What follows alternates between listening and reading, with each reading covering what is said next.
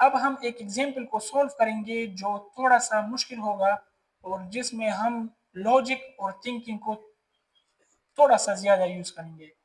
तो उस एग्जाम्पल को चलो देख लेते हैं।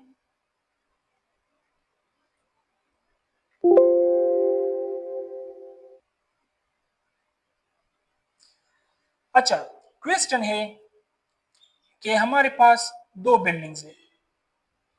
This is building A and this is building B. इन दोनों बिल्डिंग्स में हमारे पास स्टूडेंट्स है। वो कितने हैं ये हमें नहीं पता, लेकिन हमें जो इंफॉर्मेशन गिवन है वो ये है कि if one student move from building A to B, then the number of students in both building will be equal। अगर एक स्टूडेंट बिल्डिंग ए से बिल्डिंग बी में चला जाए तो इनकी जो तादाद है वो सेम हो जाएगी। अगर एक स्टूडेंट बिल्डिंग ए से बिल्डिंग बी में चला जाए तो इनकी जो तादाद है वो क्या है, वो सेम हो जाएगी। और अगर एक स्टूडेंट वो बिल्डिंग बी से बिल्डिंग ए में आ जाए तो फिर इन स्टूडेंट्स की जो तादाद है तो वो बिल्डिंग ए में ट्वाइस हो जाएगी। ए में क्या हो जाएगी, ट्वाइस हो जाएगी, डबल हो जाएगी बिल्डिंग बी से। तो क्वेश्चन अब ये है कि इन दोनों बिल्डिंग्स में स्टूडेंट्स की तादाद कितनी है। अच्छा, अब देखो हमारे पास यहाँ पर दो कंडीशन है। एक कंडीशन ये है, लेट से मैं कहता हूं कि स्टूडेंट्स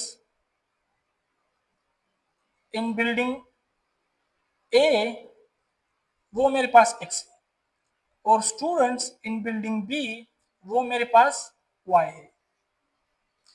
अब फर्स्ट जो कंडीशन है वो ये है कि अगर एक स्टूडेंट बिल्डिंग ए से बिल्डिंग बी में चला गया तो जब एक एक चला गया तो बिल्डिंग ए में कितनी स्टूडेंट्स रह गए, x माइनस वाई, 1। और जब एक स्टूडेंट बिल्डिंग बी में चला गया तो बिल्डिंग बी में कितनी स्टूडेंट हो गई, वो हो गई क्योंकि उसमें y थे, एक हो गया y प्लस 1। और कंडीशन ये गिवन था कि अगर एक स्टूडेंट बिल्डिंग ए से बिल्डिंग बी में चला जाए तो इसकी जो तादाद है वो क्या हो जाएंगे, सेम, इक्वल हो जाएंगे। तो अब चूंकि एक चला गया तो अब इसकी जो स्ट्रेंथ, जो तादाद है वो क्या हो जाएंगे, इक्वल। बिल्डिंग ए में कितने रह गए थे, x minus y, building B में कितने हैं, y प्लस 1। आप इस 1 को उस साइड पर लेकर जाओ तो ये क्या हो जाएगा, y प्लस 2। आप इसको इक्वेशन नंबर 1 का नाम दो। नाउ सेकंड जो कंडीशन थी वो ये थी कि अगर एक स्टूडेंट बिल्डिंग बी से बिल्डिंग ए में आ जाए तो फिर क्या होगा। तो फिर जो बिल्डिंग ए में जो स्टूडेंट की तादाद है वो डबल हो जाएंगी बिल्डिंग बी से।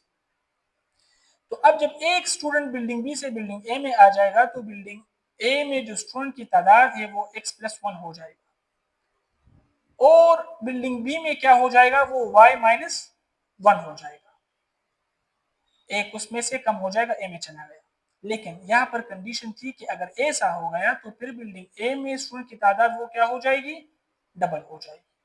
अब आप इसको सोल्व करें तो ये क्या हो जाएगा, x plus 1 equals to 2y minus 2।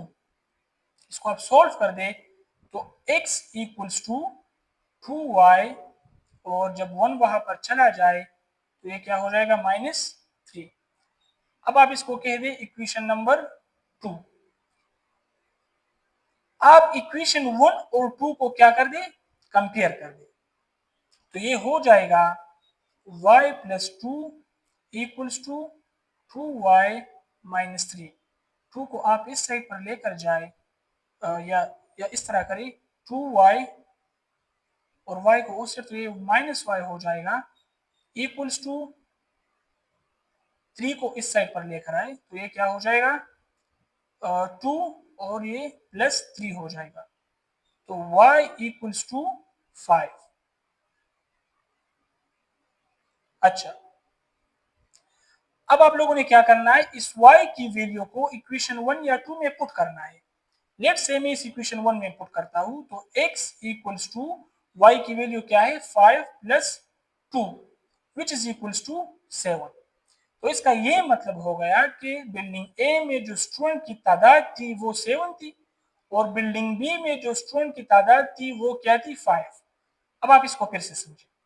अब अगर यहाँ पर 7 है बिल्डिंग ए में और बिल्डिंग बी में 5 है, तो अगर बिल्डिंग ए से एक स्टूडेंट जाएगा बिल्डिंग बी में तो यहाँ पर कितने रहेंगे 6 और बिल्डिंग बी में 5 थे, तो जब एक जाएगा बिल्डिंग ए से बिल्डिंग बी में तो वहां पर भी 6 होगा, दोनों सेम हो गए। ठीक है, फर्स्ट कंडीशन थी कि if one student moves from building A to B then the strength of students in both building will be same, तो वो सेम हो गई।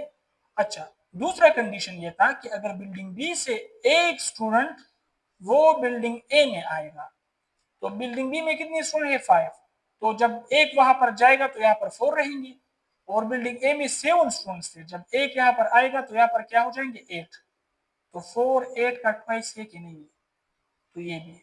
तो इस टाइप के क्वेश्चन जो है ना ये हम क्वांटिटेटिव रीजनिंग में स्टडी करेंगे। जितने भी इस तरह के हमारे पास जो रियल लाइफ एग्जांपल्स है उसको हम, जो इंफॉर्मेशन हमारे पास गिवन होगी तो उसको हम लॉजिकली, अच्छा क्वांटिटेटिव रीजनिंग में हम ये नहीं करेंगे कि हम किसी भी एक खास पैटर्न पे जाएंगे, हम इसमें जो है ना जो हमारी प्रॉब्लम सॉल्विंग स्किल्स है हम उसको जो है ना डेवलप करेंगे ज़्यादा से ज़्यादा।